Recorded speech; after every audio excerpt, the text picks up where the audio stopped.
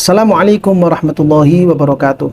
Hamidan lillah, musalliyan musalliman ala Rasulillah Sayyidina Muhammad ibn Abdullah wa ala alihi wa sahbihi wa man wala. Amma ba'du. Para pemirsa, para pengikut dan para pecinta channel YouTube MZT Malang Raya, alhamdulillah kita lanjutkan lagi kajian kita tentang fikih munakahat, yang mana kajian fikih munakahat kita masih membahas tentang masalah iddah seorang perempuan, iddah seorang istri yang diceraikan oleh suaminya.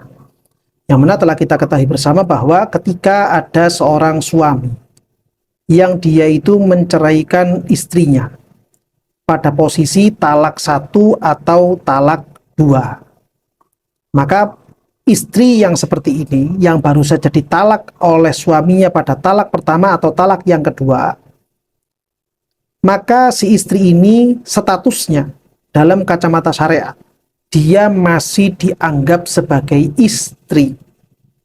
Walaupun sudah tidak lagi tidur satu ranjang, tidak lagi hidup satu rumah misalkan bahkan, ya, tapi statusnya perempuan ini masih berstatus zaujah kepada laki-laki yang telah menceraikannya. Sehingga karena si istri ini masih berstatus zaujah, maka si suami masih punya kewajiban untuk memberikan nafkah. Status zaujah ini masih melekat pada diri seorang istri yang baru saja diceraikan sampai masa iddah si istri itu habis. Ketika masa iddahnya si istri ini habis dan si suami tidak merujuk suaminya, tidak merujuk istrinya, maka si istri masih berhak untuk mendapatkan nafkah. Kecuali kalau kemudian si istri ini habis masa iddahnya dan tidak dirujuk, maka si istri sudah tidak berhak lagi untuk mendapatkan nafkah. Nah, dari hukum yang seperti itu yang telah kita bahas pada beberapa video yang sebelumnya, dan kemudian kita korelasikan dengan video yang beberapa waktu kemarin telah muncul di tengah-tengah kita. Misalkan ada seorang istri yang dia itu melewati masa iddah, entah dia itu diceraikan dalam keadaan hamil atau tidak hamil. Kemudian ternyata masa hamilnya dia atau masa iddahnya yang bukan dengan menggunakan hitungan hamil ini memanjang. Bagaimanakah dengan status kewajiban memberi nafkah kepada istri yang seperti ini? Nah, ini yang kemudian diterangkan oleh beliau Syekh Ibrahim bin Muhammad Al-Baijuri dalam hasyiah beliau terhadap kitab Fathul Qorib. Ketika misalkan ada seorang istri yang dia itu diceraikan oleh suaminya, yang kemudian si istri ini wajib untuk melewati yang namanya masa iddah. Dan selama masa iddah ini masih ada, maka si perempuan masih berstatus zaujah dan berhak mendapatkan nafkah. Kalau ini kemudian panjang, bagaimana kemudian? Apakah si suami masih tetap punya kewajiban memberikan nafkah kepada perempuan ini? Dalam hal ini, Syekh Ibrahim bin Muhammad Al-Baijuri menandaskan, memberikan keterangan tetap wajib untuk memberikan nafkah. Bahkan beliau menandaskan, wala ibrata bitadorruriz zauji bidzalika fi tulil muddati. Tidak perlu digubris, tidak dijadikan sebagai pertimbangan yang berat ketika si suami merasa berat harus terus-terusan memberikan nafkah kepada istri yang telah dia ceraikan, dan kemudian si istri ini sangat panjang sekali melewati masa iddah. Beliau kemudian memberikan contoh, kama laukanat hamilan wa mata fi batniha wa ta'adzara khurujuhu bidawain au nahwihi wa talatil muddatu jiddan. Misalkan ada seorang istri yang dia itu diceraikan suaminya dalam keadaan hamil. Si istri hamil lalu kemudian diceraikan oleh suaminya. Ternyata di pertengahan perjalanan kehamilan atau janin yang ada di dalam perutnya si istri ini meninggal dunia. Meninggal dalam perut. Setelah meninggal, kemudian sulit untuk dikeluarkan. Sehingga si mayatnya janin ini terus-menerus masih berada pada perutnya si istri.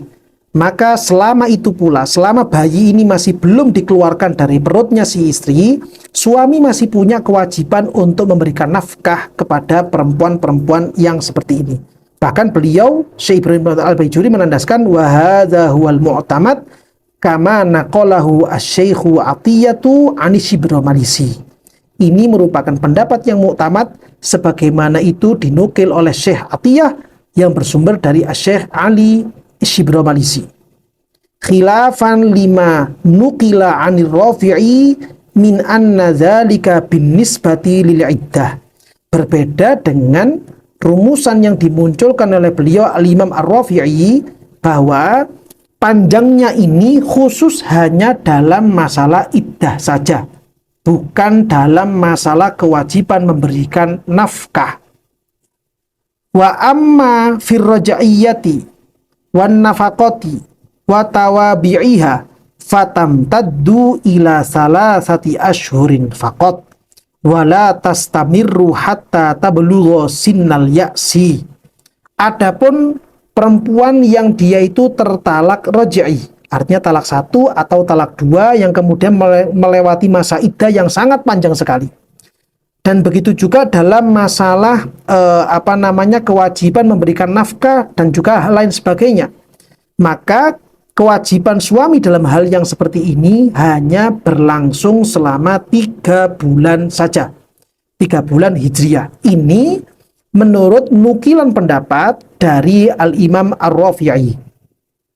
Kenapa Imam Rafi'i menyatakan demikian? Artinya masa iddahnya itu tetap memanjang, namun kemudian kewajiban nafkahnya itu hanya sampai 3 bulan.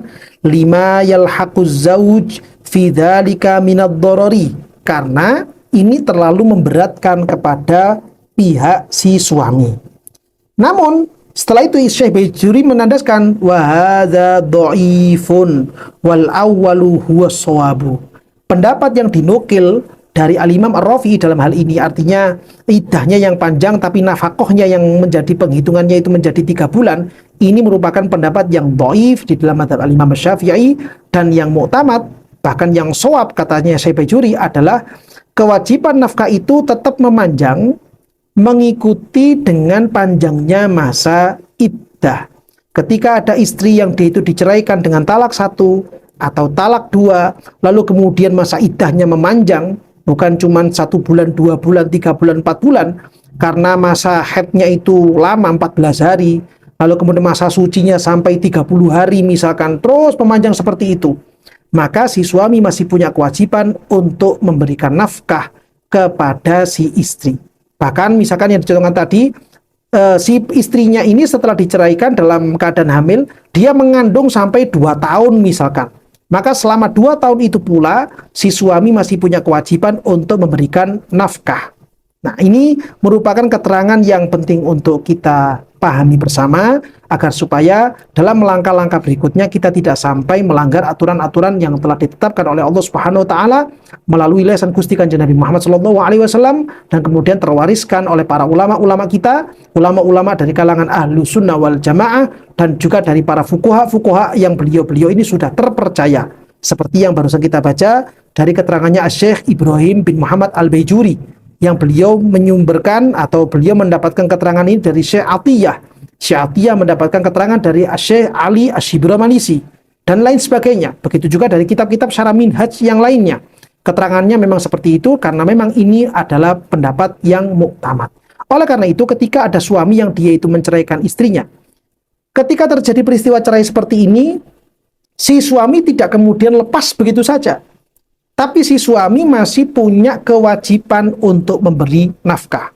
Seandainya kemudian ketika si istri diceraikan dan di situ ada anak yang nisbatnya kepada si laki-laki ini, si suami juga punya kewajiban memberi nafkah kepada anak-anaknya. Kewajiban memberi nafkah kepada istrinya, walaupun sudah terjadi cerai. Ini memanjang sampai masa iddahnya habis.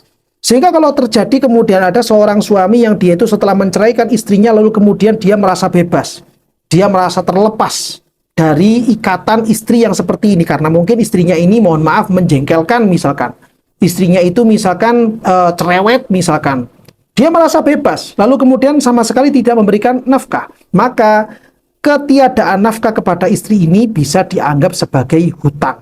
Ketika si istri ini kemudian menagih kepada suaminya tentang masalah nafkah selama masa iddah, maka tagihan dari pihak istri tidak bisa disalahkan. Karena memang itu adalah haknya dia sebagai seorang istri walaupun sudah diceraikan. Karena apa? Karena istri yang telah diceraikan seperti ini, di dalam kacamata syariat, dia masih berstatus sebagai seorang zaujah. Sampai kapan status zaujah ini menempel? Sampai habis masa iddahnya. Kalau misalkan si istri ini ternyata kemudian mengkonsumsi obat supaya masa haidnya menjadi cepat, maka ketika masa iddahnya menjadi cepat juga, maka kewajiban nafkah juga ikut menjadi pendek.